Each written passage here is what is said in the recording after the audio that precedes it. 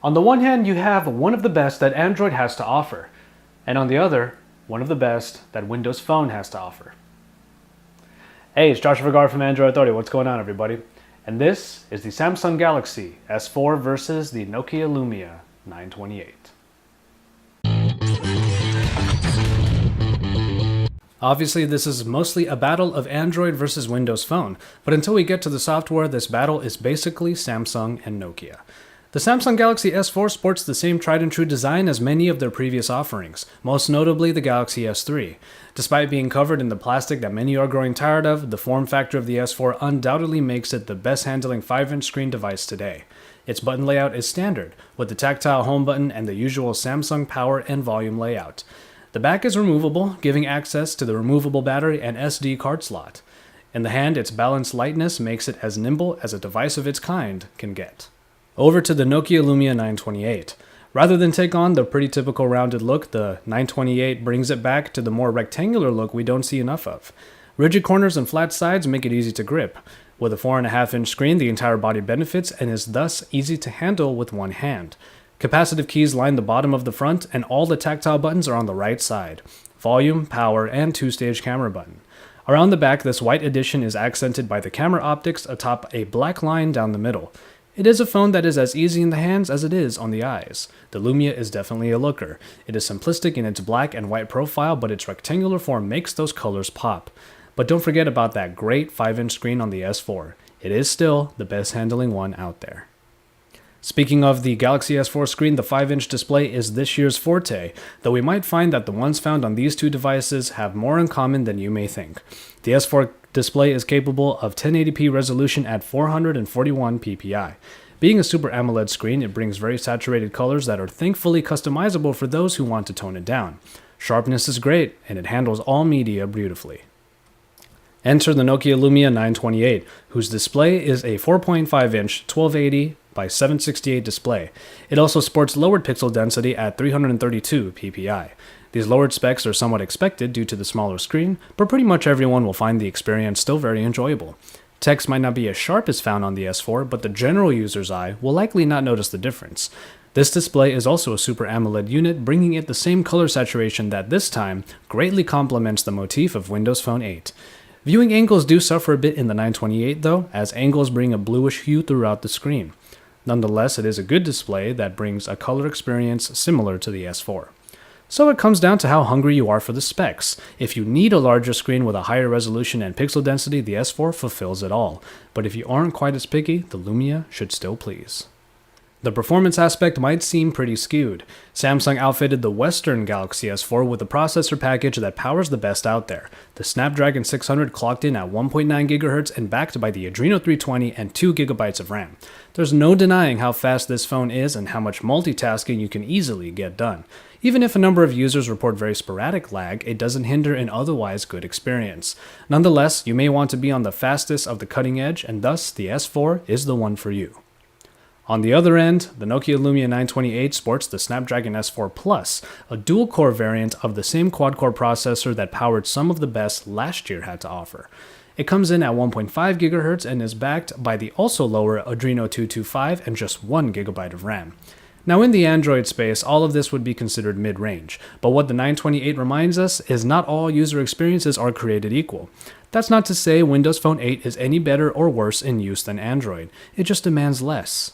The Lumia is still very quick and smooth through its elements, and I have yet to over-multitask on it. We'll get to the software soon, but rest assured that the Lumia sets out to do what it needs to do, and does it well. Hardware is a story of, what else can you do? We start with the Samsung Galaxy S4 and all of the different features we're sure you know about already. Other than having the all-important expandable memory and replaceable battery, the S4 is able to measure or track pretty much anything you throw at it. An IR blaster controls your TV, while sensors for temperature, air gestures, hovering fingers, or even tracking your eyes made it into this phone. It's capable of a great deal of things, and if you need the ability to do all of them, then it stands alone in functionality. With the Lumia 928, what you see is what you get. But what you get happens to work really well. If the Galaxy S4 is already good at what we are used to and then excels at trying to do more, the 928 is definitely a phone that excels at the basics. 32GB of RAM are available here and almost all of it is open to you. With all the typical inclusions of Wi-Fi, GPS, NFC, and Bluetooth, everything you are already familiar with in a smartphone comes with the Lumia. Call quality is good on the Lumia as its speaker is louder than the pretty standard performing one on the S4. If you go too loud though, details in the call sound will be blown out. Its rear speaker is also louder than that on the S4, but it suffers from the same problem. Go too loud and it will be more noise than sound.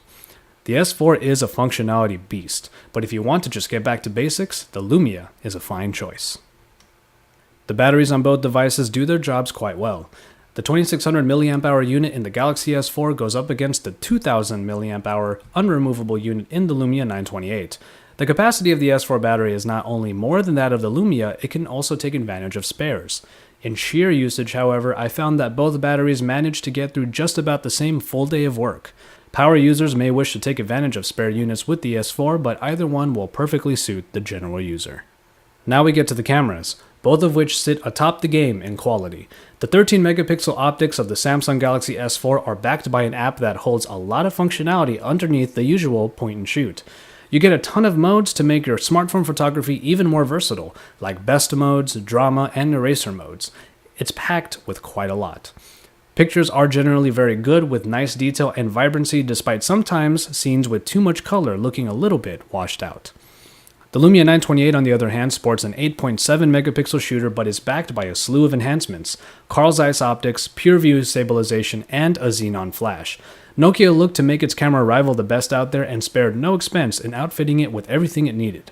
While the pictures aren't as large as the S4's, they hold just as good quality, and lower light shots benefit from pure view, though having a xenon flash helps too.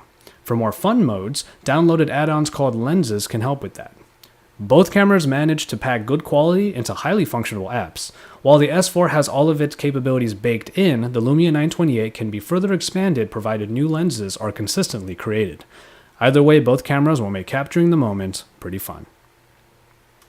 And finally we get to the software, and you can pretty much tell how this will play out. Samsung packed a load of software into the S4 with additions like S-Health, Group Play, and Watch on apps. While they all bring some new uses to the typical smartphone experience, the crux of the additions lies within the navigation. By taking advantage of every sensor, you find new ways of getting around the phone. Wave your hand or hover your finger over something and you get more out of what you are already used to doing. The S4 also benefits from one of the largest mobile ecosystems. The Play Store has grown a lot over the years and now houses some of the best and greatest that are available to any user. Now, if we look to the Lumia 928 and its Windows Phone ecosystem, it might remind us of Android back in its early years. Not only is there a real lack of variety in the Microsoft Store, it will still be a long time before any real growth can be felt by its users. But as I said before, what the Lumia 928 succeeds in is what is already built in. Baked-in applications are included because they are reliable and work wonderfully. The live tiles do a great job of showing you extra information elegantly. Even social media presence is felt in the Windows Phone integration. Sign into Facebook using the People app and you can look at the news feed without needing the official application. The motif of Windows Phone 8 is supposed to remain stylish while being very intuitive, and one can argue that a phone like the Lumia is perfect for anyone who would otherwise get bogged down by the sheer enormity of an ecosystem like Android or iOS. What you see is what you get, and you can get back to the basics. You'll get whatever you need done in either phone. It's more a matter of how you want to go about it, and if you want extra ways of doing so. We end on price. The Galaxy S4, being Samsung's flagship, comes in at up to $700 for the base model, unlocked. Nokia's Lumia 928 with its lesser specs can boast a price tag of $499. The same goes for 2-year contracts, as the $199 S4 holds a premium over the $99 Lumia on contract. And so, there you have it. If you're looking for the best that Android has to offer, the Samsung Galaxy S4 sits at the top among the best. It certainly gives people wanting more out of their smartphones exactly what they're looking for. But if you just want to get back to basics, the Nokia Lumia 928 with its Windows Phone 8 operating system definitely has your back. If the Windows Phone ecosystem can get a pretty big boost, it could eventually become a credible threat to the bigger dogs in the game. But until then, us Android users probably don't have a whole lot to worry about.